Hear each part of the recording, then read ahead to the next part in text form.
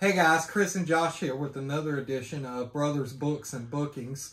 We read a lot of books while we were on vacation. I got quite a few read. Funny thing is, I started reading House of M, Josh. Yeah. I read almost a third of the book. There's still 29 comics left in there to read. So that thing's huge. I'm going to be reading it for a while. That thing's 7 pounds, guys. I could kill a man or a woman or a child or an animal. But I'm not saying do that. Please don't. But man, it's heavy. I'm sitting there. I like to read at night, and that's one I won't read at night because if I fall asleep and it falls on my face, R.I.P. Chris, because there won't be no more smothered by the book. I'll be smothered. I'll have a concussion, and I will smother to death from the book. But yeah, we read two books in particular that we wanted to tell you guys about. We were in Hendersonville, North Carolina, and we had a lot of good pickups. I actually got the second appearance of Deadpool and the first ever Deadpool versus Cable fight in a comic. And I got the first appearance of Jaime Reyes. Nice. That was a grail for me. Nice. And I also got the very first Sensational She-Hulk. I finally got my hands on a copy of that, so I was super excited for that. But Josh, you want to tell them what you read? Yes. I've been reading Kaya by Wes Craig, Chris. And when we're on vacation, I try to pick up something that's not in my pull bag and pick something new and different to read. Well, Wes Craig's brother, Drew Craig, has put out a book called The Savage Strength of StarStorm. And the first 2 issues were out. So I picked up the first 2 and I read them while we were gone. And it was truly an interesting book. I'm excited to see where it goes. You're introduced to this new kid in town named Grant Garrison. Got to be the alliteration name always in the comics, right? Peter Parker. Bruce Banner, Reed Richards, Sue Storm, Stephen Strange, Otto Octavius, Silver Surfer, Peter Parker, and worst of all, J. Jonah Jameson Jr. And you start off, and we'll talk about issue 2, but little quick intro to issue 1. Guy Gardner. Speaking of Guy Gardner. Yeah. Nathan Fillion. Yes. Woohoo! Yeah. Now he is TDK and Guy Gardner. Yeah, absolutely. He's across all the universes. He covers them all. So the thing about it is Grant is the new kid in town. He goes to high school, and there's a meteor shower that hits. And when the meteor hits, there's this artifact that he touches, and there's this monster running around. And he gets these powers. He gets this cool little costume, and he fights against this monster. Don't you know? You don't touch meteorite stuff. Yeah. You know what? If me and you touched the meteorite stuff, what would happen to us? We'd be like Stephen King in Creepshow. We get cancer and die. You're not going to become a superhero? Yeah. Of course not, but in the comics it always works. Yeah, of course. I mean, the funny thing is the humor in the book is great. In the first issue, they're taking him to the cafeteria to get lunch, and the line they give just cracked me up. Because the girl goes, "You'll never find a more wretched hive of scum and villainy." Sorry, George Lucas. Yeah. I mean, it's there. Don't tell Disney. Yeah. The comedy in the book, the storyline. By the second book, people have died from the meteor shower, and they rise up out of their grave as zombies. So now they're fighting zombies, and we find out that the one girl who he kind of likes is the mobster stepdaughter, and she's a ninja assassin somehow. And her friends who were in a rock band that she was in with, one of them has these lightning powers. So you're getting all this interesting stuff, this world building going on. And it just, the artwork is like nothing I've ever seen. David Craig does the artwork and the story. He's the creator, writer. Finestone, I believe, Chris, is what I said his name was. Finestone. Jason Finestone, yes. He is the colorer and letterer. I pulled that first issue out, Chris, because you know it's a space story. And the first daggone panel you get is of this purple alien guy who's coming after it. Yeah, he kind of looks like Galactus. Or Thanos. Maybe Grimace. Or Grimace. He's got shakes. He's got shakes for everybody. It's all good. Yes. Yeah, but I mean, the story is great so far, and I can't wait to see where it goes. If you hadn't picked it up already, it is 2 months in, but it's still readily available. And the 3rd issue comes out at the end of this month, so I'm ready to see where it goes. after those first two, it was a fun read. And you know, I'm excited to see what we get. Yeah. Just keep these independent comics coming. This is Image Comics, so Yes. keep them going. These new creators, we love reading new creator stuff. We like reading stuff like that. I mean, Josh started Kaya, and because of Kaya, he picked this up because of Wes Craig. It's his brother Drew Craig, and so he picked that one up.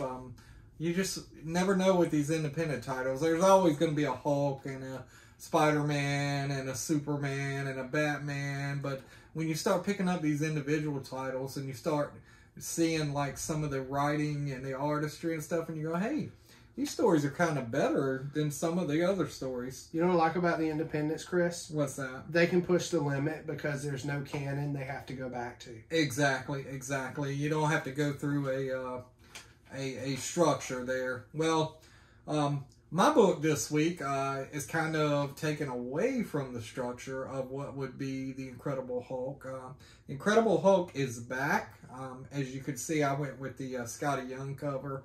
I'm a huge Scotty Young fan. We got to meet him a couple of weeks at Heroes Con a couple of weeks ago. Got some signed stuff. I got our pictures taken with him. But I love his artwork. It's a lot of fun. I love his writing, too. I've been reading a lot of good stuff. I actually just finished Strange Academy, the first 6 books the other day, and it's really good as well. But the Incredible Hulk has been in space as Spaceship Hulk for the past 14 issues. It was just called The Hulk. This was Donny Cates and Ryan Otley's run. Otley did all the artwork. He's also known for doing the artwork on Invincible. He's a really good artist, but he kind of finished that story when Donny Cates kind of took a breather from working. So Otley finished that story, and now Philip Kennedy Johnson, the mastermind of world building, I think, in writing comics, has taken over writing the Incredible Hulk. And we are going the way of a horror comic this time. So no more fun stuff. No more. There is some fun stuff, but it's a little bit darker. We get the horror comic, and I've been reading a few horror comics recently. I just read The Me You Love in the Dark and Where Monsters Lie. So kind of right up that same vein. Nick Klein is the artist. Really good artist. I love the artwork in here. And Matthew Wilson is your color artist. He's doing a great job. I mean, obviously, when you get the Hulk, you get lots of purples and greens and things like that. And he's doing a great job. There's actually the title page is this really beautiful purple and green and white image, the Incredible Hulk. And then its byline is Age of Monsters. So leading into that monster thing, yeah, what's up, Josh? Yeah, Philip Kennedy Johnson, great creator, great world builder, like you were saying, Chris. The whole monster thing, I think he can do well. He did an amazing job on World and Action Comics. He did Black Label, The Last God, and there were monstrosities in that. It was almost a superhero, medieval, Lord of the Rings style story that he created. Yeah, and he did Alien for Marvel. So he's been working on the Alien comic too. So that's a really good horror comic as well. So yeah, this thing kind of starts in a tomb in Iraq with a bunch of explorers looking for gold. But one person that's part of the crew knows that it's not full of gold, that it's full of monsters. And when they get in there and discover that, one of them reveals her true identity, and she's like the daughter of the mother of all monsters. And what she's trying to do is revive her mother to rule the earth. So monsters will basically rule the earth. Well, the Hulk plays a huge part in this.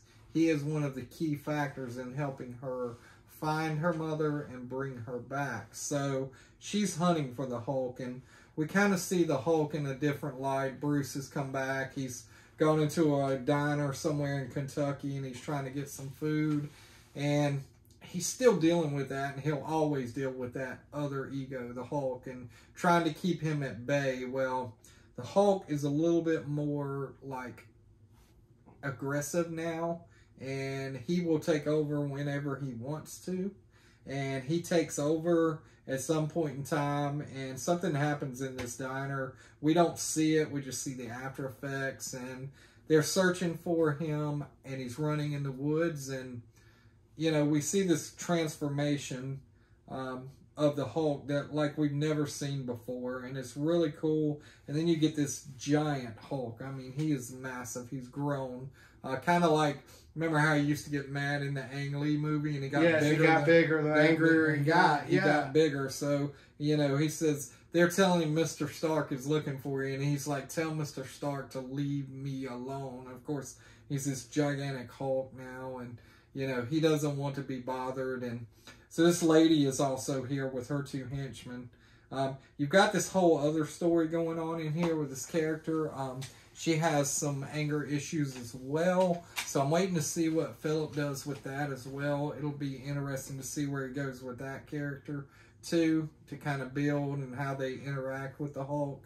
You know what I'm wondering, Chris? What's that? If this is the age of monsters, you know, a couple years ago, Marvel did the Monsters Unleashed. Yeah. I wonder if we're going to get like Fing Fang Foom and the Hulk and some of those other monsters they used. We need Fing Fang Foom. We have not had him. But what we do get is at the end of the book, the demon daughter, the monster daughter, is calling upon all the monsters on the earth to join her in her crusade to find the Hulk. And one of the pictures you see right in the middle, there's only 3 pictures. So you see some cave-dwelling monsters. You see like a hand coming up out of the ground like a zombie. And you see Man-Thing, which I'm super excited for because I love that. The introduction of Man-Thing in the Werewolf by Night show was one of the best things I've ever seen. So what you've got in the first picture is probably the Mole Men from the Fantastic Four. Probably. That's what it looks like here. I'm looking. And then you've got the zombies. Obviously, you know. And you probably will get Werewolf by Night. Yeah. Think about it. You get Werewolf by Night, you get Blade, you get all the monsters. Right. So we'll just see where he goes with the next couple of books. I'm excited to see. I'm going to keep reading, and I'll keep you informed. So yeah, that's the 2 books we wanted to talk to you guys about and share with you about. We do have our pickups for this week. We'll have a short out for that. It should already be out by the time you see this video. Josh, we'll put a link at the end of this video to that short. Go check it out. Leave a comment in there. Let us know which books you would like us to talk about next week. We're going to try to read some of these this weekend, but we have got a busy schedule this weekend. Josh, you want to tell them where we are? Yeah, Friday, Saturday, and Sunday we'll be in Jacksonville, North Carolina at the Jacksonville Mall for the Sports Cards and Collectibles show. It's going to run from the time the mall opens till the time the mall closes. Now, Friday, Chris won't be there because he's got to work. But I will be there Friday. I'm bringing my wife along to help me with the table. And we'll be there all day Friday. And then Chris will be with me Saturday and Sunday. Yeah, come get a bunch of Josh's stuff while he's got it. He'll have it spread out where you can see everything. And make some room for me when I get there Saturday. Because I got a bunch of stuff too. And I'll be bringing it. I know I've got some pop figures. Josh has got some stuff. I know he's got tons of books for sale. I don't know. Have you got many toys left, Josh? I think I'm just about out of toys. I just found a Baby Yoda like PVC decorating kit that I'm going to throw up there.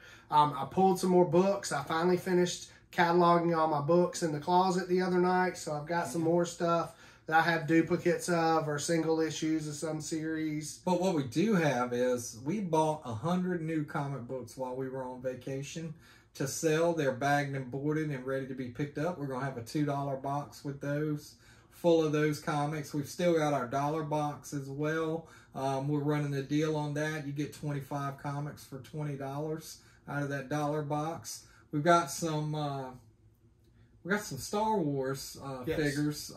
Stuffies, I think you would call them. We got a handful of those. Come check those out if you're a Star Wars fan. Yeah, I got some droids. I think there's a C-3PO in there too. BB-8, Dio.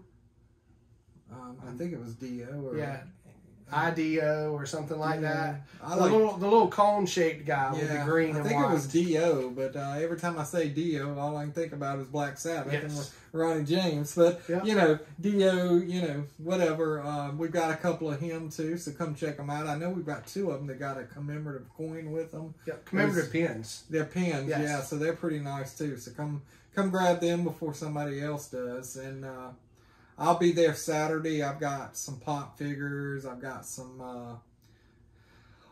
more comics. I got lots of stuff. So we're going to be there with that. And then the next weekend, we're going to be in Greensboro, North Carolina at the Greensboro Pop Culture Expo. That is Saturday. I believe it's from 10 to 5. And it's going to be at the Greensboro Coliseum. I think at the Event Center at the Coliseum. So we'll give you more info as it comes. Just follow us on social media and we'll post where last time I was there, Chris, I saw WWE wrestling. John Cena was in a cage match with Kane. I've never been to Greensboro area. I've been through it a bunch, but I don't think I've ever stopped there. So if you're watching this, if you're from the Greensboro area or if you're familiar with the Greensboro area, we're going to be there Friday, Saturday, and Sunday. So leave us in the comments. Good places to go get some food because we're going to be done. We'll be there later in the evening on Friday, but we're going to be done with the convention by about 6 Saturday. So we're going to need to go get some food somewhere. I know our hotel is right across the street from Four Seasons Mall, so let us know if there's somewhere good to grab some food there as well. So yeah, those are the things we've got coming up. That's our books and bookings for the week. Make sure you like and subscribe and hit that bell notification so you'll know whenever we have new videos coming up. I know I've got a comic shop video tour coming up real soon. And I just finished the Justice League Cosmic Chaos game the other night, and I got some really interesting review of that coming up that I've got to record as well, Chris. Awesome, awesome. So that's all we got, and until the next time, we will see you at the shop or at the convention. Bye, guys.